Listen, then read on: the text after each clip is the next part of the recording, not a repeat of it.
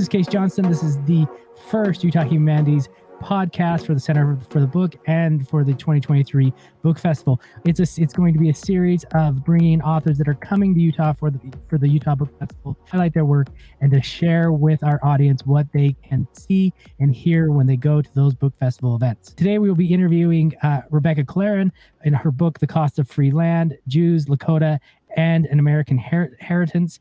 This book is a deep dive into, the homesteading of in South Dakota in the mid to late 1800s, or is it earlier than that? Later, mid 1900s, yeah, early 1900s, and the land gifted to Rebecca's family, heritage family, from Lakota land. So this is as it says on the back of the book, the author grapples with what this all means. I finished this book last night, and I showed Brandon and I said, I thought I had a lot more to go, but then I realized that the bibliography was about 55 pages, which shows you the amount of work that Rebecca put into a book like this. And so with that, welcome, Rebecca. Thank you so much for having me. Thanks for joining us. Rebecca will be in Salt Lake from October 12th to October 14th. For sure, there will be an event on the 13th, and we're hoping to schedule an event on the 12th as well, or on the morning of the 14th. We will drop that information in the podcast notes as soon as we have all of that stuff nailed down. But we're really lucky to have Rebecca join us in Salt Lake City this coming year. I'm going to start with one question. And we'll get to like the larger scope of things. I'll let you jump into that. And I want you to talk really briefly. It's up to you. I mean, however we want to talk about your great uncle Louis. This was, and I think it's almost representative of so much that's going on in this book, where he is, or his relationship with the Lakota, or all that. So is there anything in particular you want me to say about Uncle Louis, or just the guy himself? If you look at it from this perspective of let's back up. Where does he fit into this larger look at the homesteading, the Lakota, the land, and their relationships? To me, my Uncle Louis, who I grew up hearing stories about my Uncle Louis, who died he was pretty old when he died, and he died when I was, I think, under 10, but older than 7 or 8. I have memories of him. And to me, he's a consummate American story. He was born in Russia. He came to this country as a little boy. Probably he was about 5. He spent most of his life and most of his childhood growing up on a South Dakota ranch. And his family's life and their story and their trajectory changed tremendously in the course of his lifetime. His father had been the victim of pogroms in Russia, and he grew up but when he lived in Russia, his father was already in America trying to make his way for the family. Based on my research and my understanding of my family's letters and diaries, I think that it means what I interpret is that it was because my great-great-grandfather was able to get free land on the South Dakota prairie. He was able to afford to get a loan on the basis of that land and then bring the rest of his family to America. So before my great-great-grandmother, before Uncle Louis ever gets to America, his life is entangled with the history of the Lakota people, because of course the land that my family was given as a free federal homestead, that 160 acres that they initially got, it had been taken from the Lakota people. The United States broke a series of treaties that it had signed with the Lakota in the 1800s that assured that the Lakota would have that land reserved for them forever. And the United States completely broke their word and changed the rules and took that land and gave it to settlers, primarily white enough looking settlers. And my Uncle Louis grew up as he first lived in a sod house. And he remembered later, he was interviewed in the 50s, a Jewish newspaper interviewed him, and he sort of shivered and with distaste, remembering what that was like.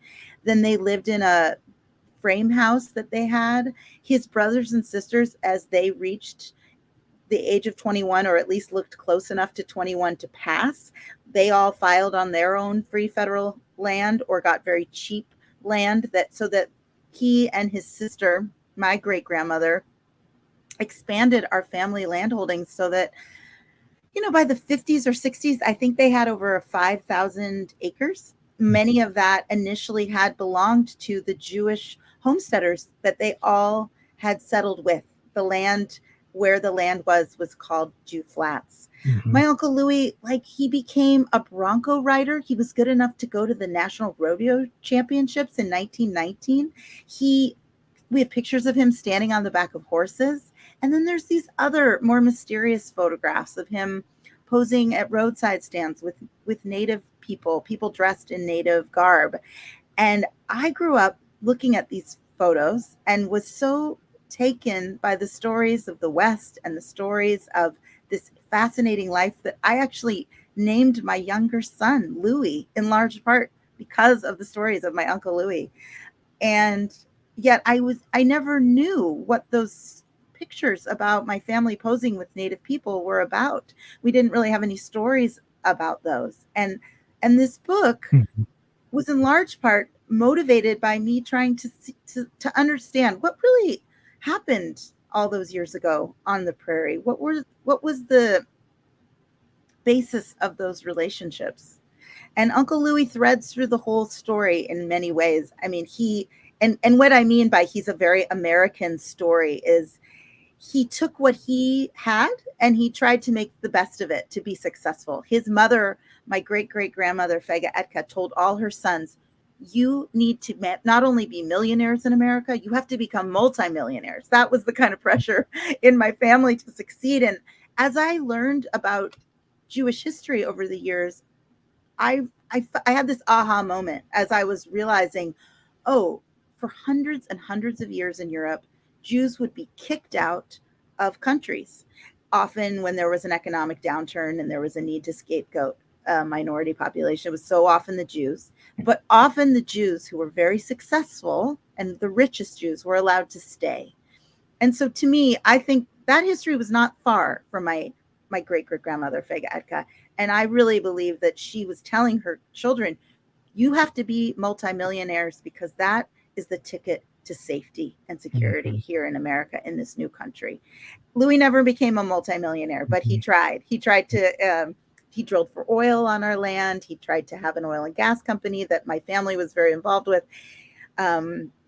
A lot of the reporting I've done in the West is about the unmitigated impacts of oil and gas, and I am a little relieved that they did not have success in creating, in becoming the next Rockefellers. Right, So right. anyway, As the chapter is to be the next Jewish Rockefeller. yeah, And you go to it.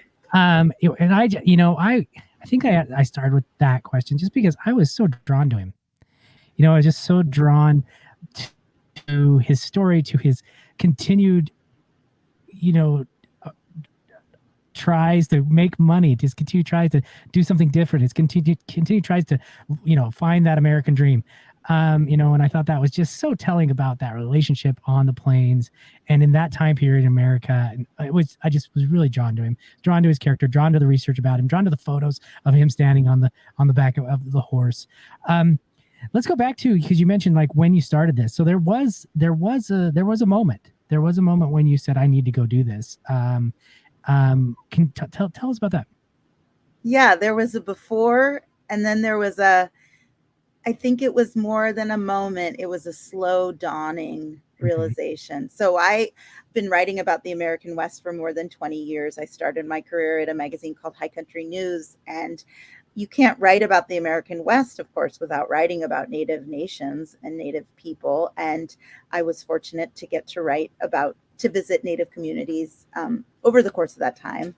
And then in about 2017, I was hired to write a series of stories that ultimately ran in The Nation and Indian Country Today about Native nations and in contemporary society. And it was while working on that series that I had this, like, what I feel like in retrospect was embarrassingly late recognition that, oh my God, for all these years, I've been pointing fingers at the federal government for the ways that their policies have and are still harming Native people. And yet I benefited.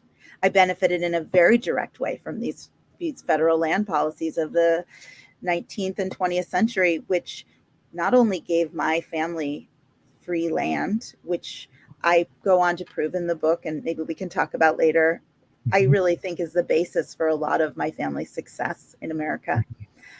But yeah, I mean, as I continued in my research, I realized, like, I can't write about this, about Native people anymore without understanding more about how did I benefit? How am I here today in large part because of this history in America of the taking of Indigenous land?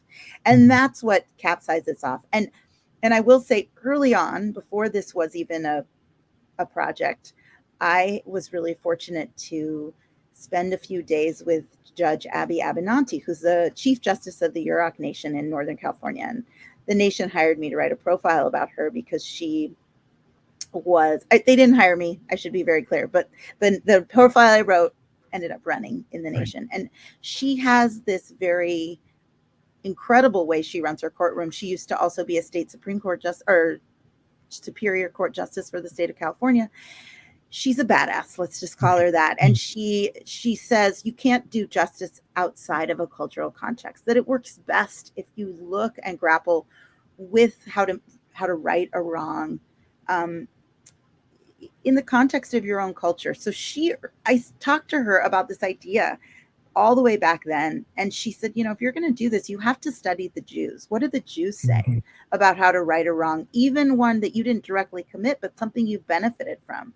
And that was also a huge turning point for me in that slow dawning aha moment of, oh, okay, not only do I have to relearn this history and look at these entangled histories of Jewish immigrants and Lakota people and Native Americans, but how do I at the same time be thinking about what to do? And so that I spent 3 years studying with my rabbi here in town in Portland, Oregon, Benjamin Barnett. We did an old process very ancient process called Hevruta, where we studied ancient Jewish texts and we looked at sermons and writings from contemporary writers and Jewish leaders and Jewish rabbis who are thinking about, primarily a lot of these rabbis are thinking about how do we consider America's enslavement of people, but some of them are also applying some of these ancient teachings to the idea of how do we consider taking of Indigenous land. Yeah. And what I found really interesting is with your conversations with Judge Abby was, you have a better word for this. She was, the word isn't forgiving. How would you suggest that she looked at it and she said, in a way, like, how would you explain it? Like, forgiving is not the word. The word is forgiving isn't the word. Compassion. I would say she has a very compassionate approach. Right. And she says, like, for example, when I was starting to come to terms with, like, did my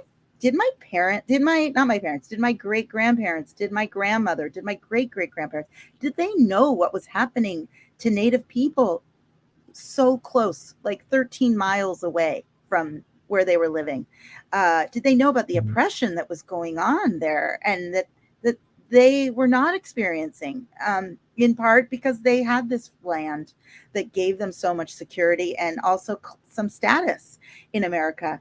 And she said, of course, everyone knew what was happening to Native people. But she also said, and this is where I feel like Judge is very amazing at holding truth and compassion at the same time. She said, when you're running for your life, which is really what my family was doing when they fled Russia, when you're the children of that inherited trauma, you're not hustling up on the side of the road to have a quick restorative justice conversation. You Right. know, she said to me, it takes several generations to not be living with that trauma to be able to consider the past.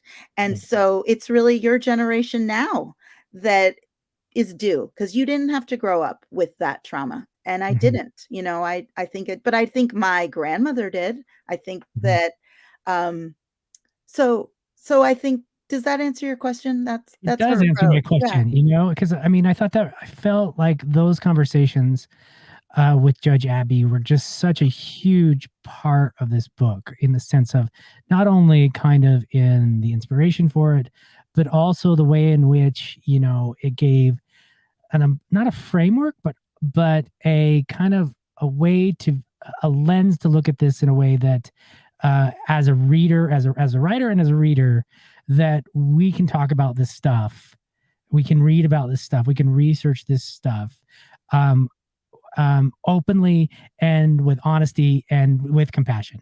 So I thought those conversations were just so critical to the overall book because you would go back to her, every once in a while, you'd go back Yeah. to those conversations. And so I just really felt that just really, really powerful. And I could see Thank how you. she, inspired, not inspired, but, pushed, incentivized with this research. Uh, yeah. So I thought that was really, really, really intriguing. I mean, I have so many questions. I've got so many bookmarks on like I admit that I rabbit eared the pages. But Good. I always do that I with was books. yeah. I mean rabbit ears. I had underlines. Um, there was one thing that I really felt intrigued by, which goes back to this kind of unraveling, what the historians say, to put a brave face on our soldiers. But I thought that um, the battle with Custer was not a battle at all. And even, I actually got on Netflix last night and on my Roku and searched, search the battle and search Custer because I wanted to see what people were doing with it documentary wise, because I was so intrigued by it because it was not a battle. It was historically, it was really just, they ran them off. It was easy. And so, The but I couldn't find Lakota did. anything. Yeah. Yeah, Oh. the Lakota did. And I could not find much on it from that perspective. And maybe it's just I don't have the right subscriptions. But can you talk more about kind of that washing of history for, because you go and use the big Custer monument, Custer monument, everything, Yeah, I went with my family on a very, I'm not sure how my children will remember this quote unquote family vacation slash reporting trip where we went to the Custer, the Battle of Little Bighorn National Mhm. Monument, and also throughout the Black Hills so that I could do some book research in the midst of the pandemic. And while we were there, I felt very confused because there is now a memorial for the native people that died during that you could call it a battle, you could call it a rout, some people call it that. And yet it was different than the stories that I had read and been told. So what they say on that monument is there's quotes from native elders saying, "Oh, those white soldiers." I'm not this. Please don't quote me verbatim, but something like, those white soldiers, they came on so fast. It was such a hard battle, and yet every elder I had interviewed or read firsthand accounts of them said this was over in 20 to 30 minutes. It was very fast. It wasn't only the Lakota, the Arapaho were with them as well. They were camped on the shores of Little Bighorn Creek. And actually, the Lakota word for that creek is greasy grass, or sorry, for the way they talk about that battle was the Battle of Greasy Grass, because of to describe the way the grass looked in the water near the creek. Um, and I had a friend and a source who said, shouldn't the victors of a battle be the ones who get to name it? Shouldn't we all call it the Battle of Greasy Grass? Which I feel like is a very good question and point. But most Americans know it as the Battle of Little Bighorn. So that is how I ended up mostly referring to it in the book, just for clarity. But yeah, I mean, there's one of the people I interviewed, he is Dana Dupree. At the time I talked to him, he was in charge of cultural history for the Cheyenne River Sioux tribe, and he's Minikanju Lakota. And he said to me, "Yeah, we gave them feedback on that monument and what they should say, and our feedback wasn't taken." So, um, I'm not the only person who has ever reported that this was a quick battle. David Trower, in his book, The Heartbeat of Wounded Knee, talks about this also, that it was done very quickly and that there were within, even though there were many hours that sort of it was going on, and that young children and women were walking through the battlefield and taking clothing off of dead soldiers and maybe some, you know, I don't know what else they took, other things that they took with them. This was over quickly. And I think that speaks to this larger question I've held throughout this whole book. What are the stories we tell, and what are the stories we don't tell? And why don't we tell those stories, or why do we tell stories in certain ways? And we do this in nations, and we do this in families too.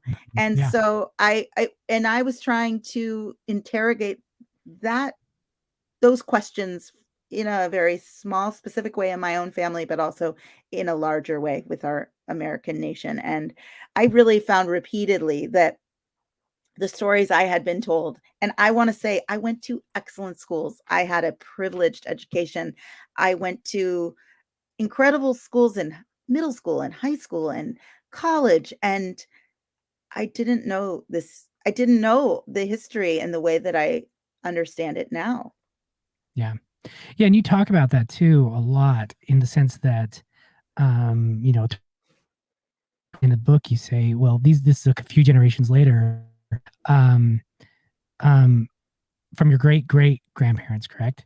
That came over, and they're doctors and there's lawyers, and we've done very very well, and it's that admittance, that it's that saying, yes, I get it, you know, that I think that made this book feel really honest. At the end, it felt so, you know, complete. It felt like, yes, I'm looking at all this. It's not easy, but I'm also going to tell you, because of that, 120 years later, this. And I felt like that was just, you know, toward the end of the book was a, you know, it was authentic. It was authentic, and I felt really like, okay, yeah, this book doesn't, like, you, I think the first time we talked you said there's more questions from this book than there are answers.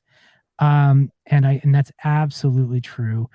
And so I thought that talking about that within the book really hit the point that I think the book needs to hit. And I think a lot of writers, a lot of people aren't able to say that, aren't able to say, yes, you say, yes, I'm we're lucky because of all of this, you know. I mean, and we can talk about previous to that, you know. I mean, we can talk about Russia, and we can talk about the pogroms, and there's no luck there. Don't get me wrong. Don't get me, you know, take me wrong at all. But 3 generations we have benefited from the Lakota land. I mean, I think that's what, you know what I'm saying. Um, so going to that too, I wanted to chat briefly about how your great great grandpa Harry, correct, Mhm. came over, and he was broken, right? He was broken, and I think that's a really important part of this research and this story that you're telling, is that he came over broken, and your family just didn't know how broken he was until later on, and how it affected the next generations. Yeah, I feel like I can hear my Aunt Etta, who's Harry's granddaughter. I can hear her voice right here saying to me, "Well, he wasn't totally broken." And I think, like all truth, it's more complicated than that. But as as you say, he is so broken. Sure, that's totally the take home. But I also am, so he was a person who survived a horrible pogrom. He was beaten within an inch of his life. They set fire to his father's home, and he had asthma for the rest of his life that his children credited to the smoke inhalation. Various people in my family have theorized that he had erratic behavior, probably because he had some sort of traumatic brain injury from being clunked on the head. He once told my Aunt Etta, who's 90 years old and still with us, and who's in the book a lot. That was her grandfather. And when she was a little girl, she has a memory of sitting on his lap and him pointing to his nose and saying, "See this scar? I got that in the pogrom in 1881 in Odessa." But the thing is, he wasn't only broken. He was able to come to America. That's not being broken.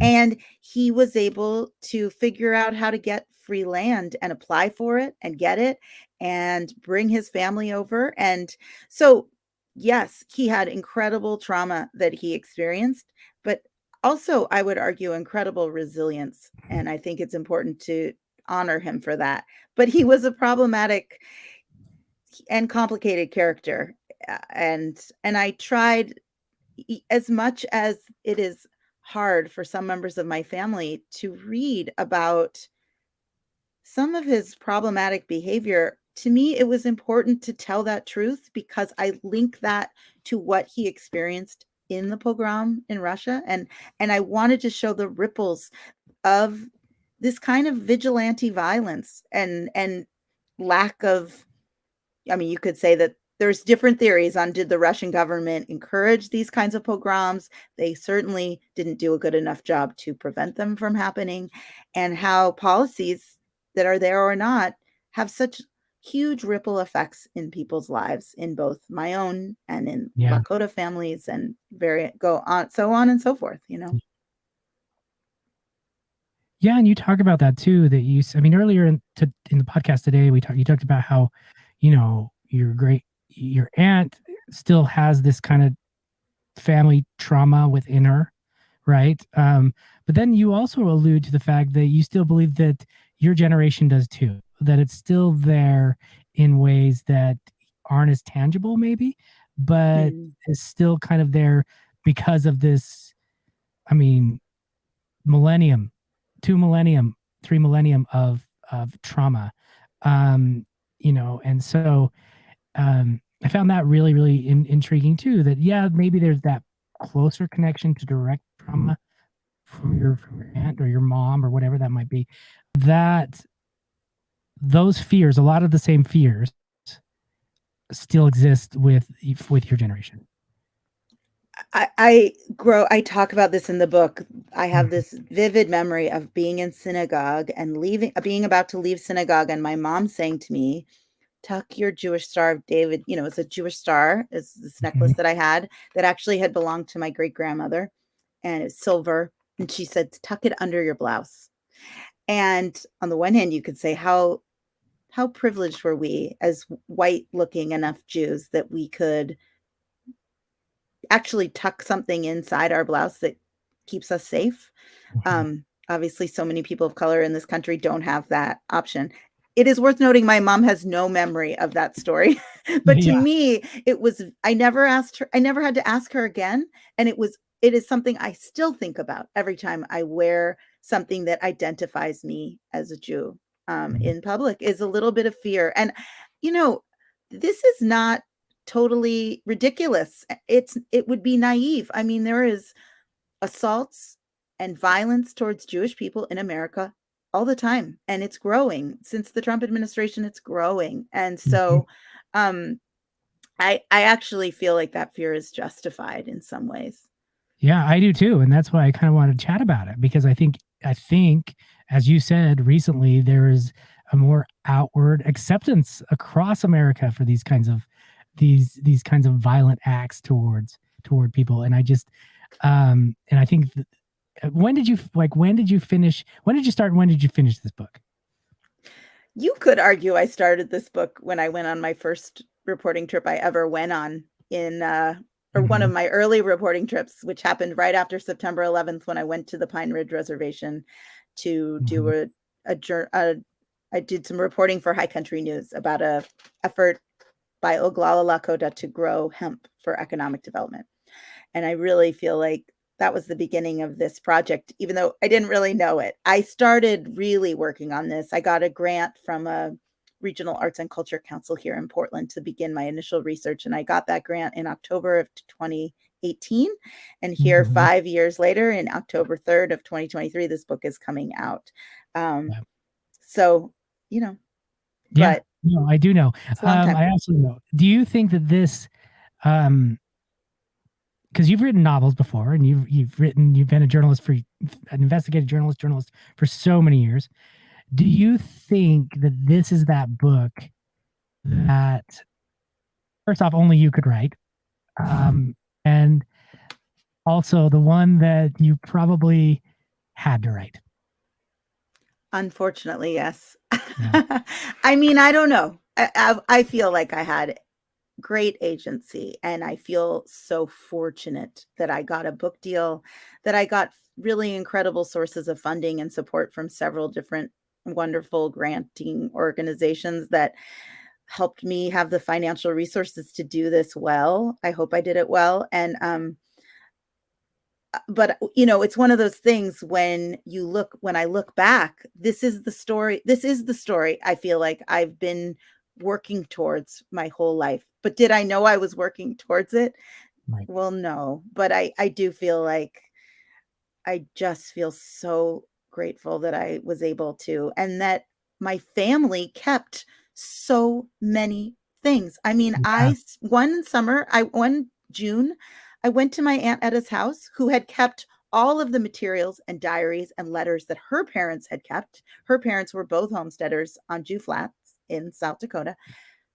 I scanned over 1,000 pages of documents in 3 days. I mean, that's just the tip of the iceberg of how much stuff there is, and so many photographs. And the fact that it was important to my great grandmother, Ruth, to tell her daughters this history, that it was important to my Aunt Etta to pass it along. I'm so grateful that I had worked enough in some Native American communities as a reporter that I had people who trusted me, Yeah. and I really couldn't have I wouldn't have met the White Bull family without those relationships that I had built, who trusted me to say, "Oh, I know Doug White Bull. He's an elder on Standing Rock." And just for listeners to know, the reason I wanted to meet Doug initially was because his ancestor and my ancestor, we have a photograph of them Mhm. shaking hands from what I think is 1919. And so, and knowing Doug, and the fact that Doug who was a 40-year veteran teacher and a lover of history, and Ernest Hemingway is his favorite writer, a lover of writing. He wanted this book to be written. He cared about it, and he gave me Mhm. hours and hours of his time talking to me about his family's history. So I don't know. I think I've gotten a field of your question, but my point is, yes, I do think that this was a book that I could write, and I'm glad I have. How do you feel now?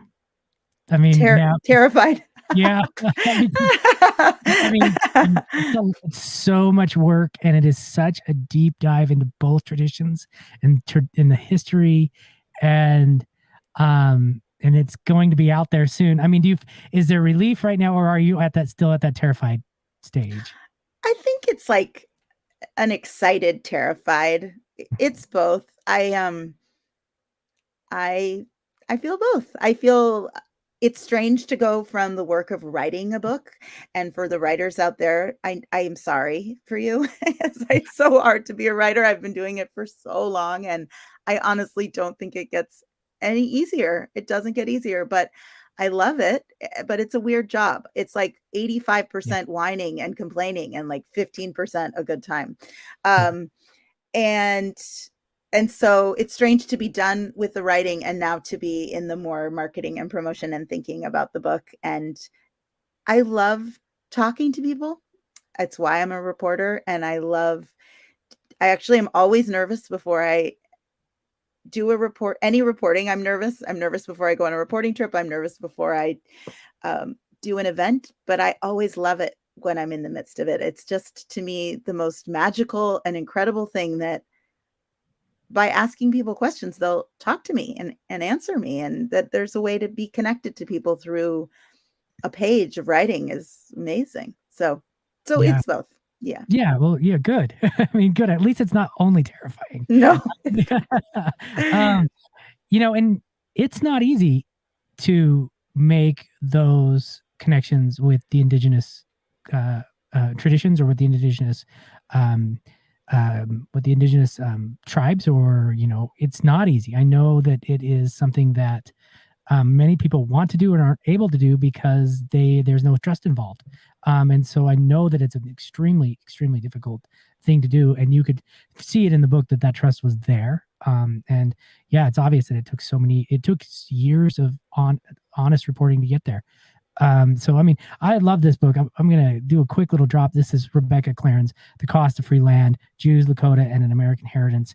It's coming out. When is the drop date officially? October 3rd. October 3rd from Viking. Rebecca will be here with us in Salt Lake City on October 12th through October 14th. We'll put in the details of where she will be and when she will be there in the podcast notes. So with one last question, and it can be three, it doesn't matter. I mean, I have three more questions I want to talk about, obviously, as a writer myself who's done memoir, who's done research. How does family deal with this? It's always a question, just like, how does family deal with you writing about them?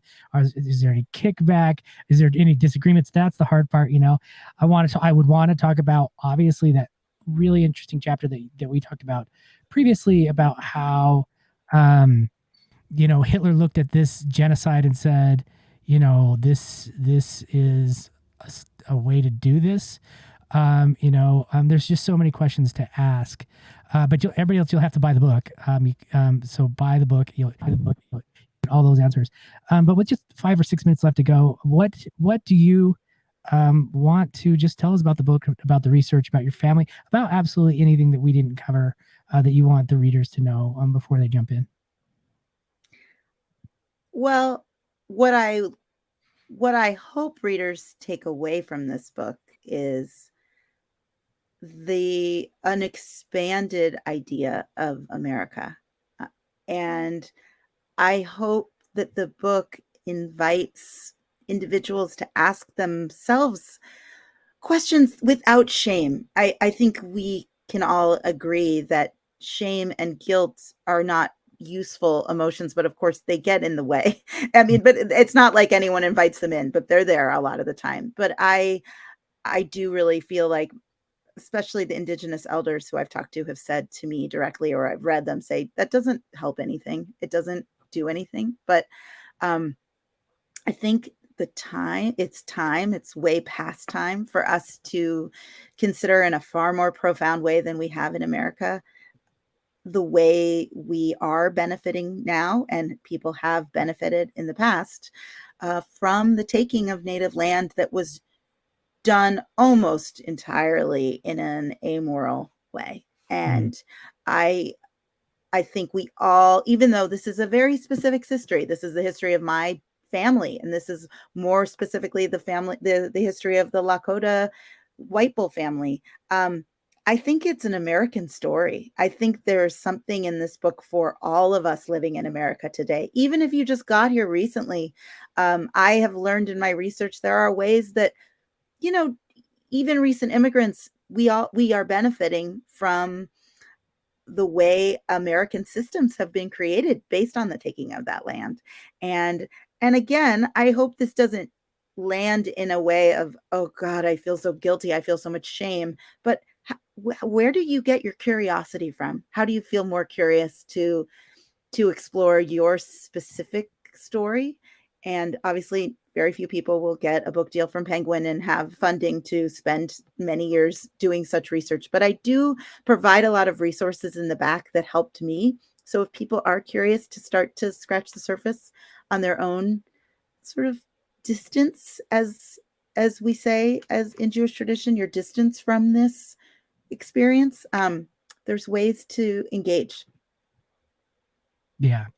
Do you think that just building on that, do you think that the idea of guilt and shame is either people who are scared of feeling the guilt and shame, or they naturally feel the guilt and shame, those who do everything they can to not, or don't believe it? Do you think that's the one thing that's holding us back from larger conversations like this? I think so. I think it's so uncomfortable to feel guilt and shame. My experience is that I push it.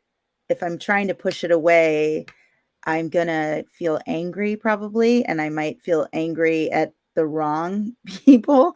And, and so if I'm not really being clear-eyed about that, those machinations I'm doing emotionally, uh, I, I might end up actually being angry at the people that I'm actually feeling weird about my relationship with them and feeling a little guilty. And I do wonder, other people write about this far better and more thoughtfully than I do, but like, is that a part of racism, that we have to demonize others because we're so uncomfortable with looking in a more clear-eyed way at power differentials or benefits and costs of things like enslaving people, humans, and taking their land, that instead we demonize them and make them the other. And that certainly has been done to Jews, and I can relate to how that feels on a small level. And despite all my really relative privilege of growing up in Seattle in a upper middle class family, in a body that people don't actually mostly think is Jewish, but definitely don't think of as a person. I don't get asked if I'm a person of color. So anyway, I think that what would be powerful is just if we could be curious about the question you just asked and air it a bit more. That would be Well, and I nice. think That would be a first step.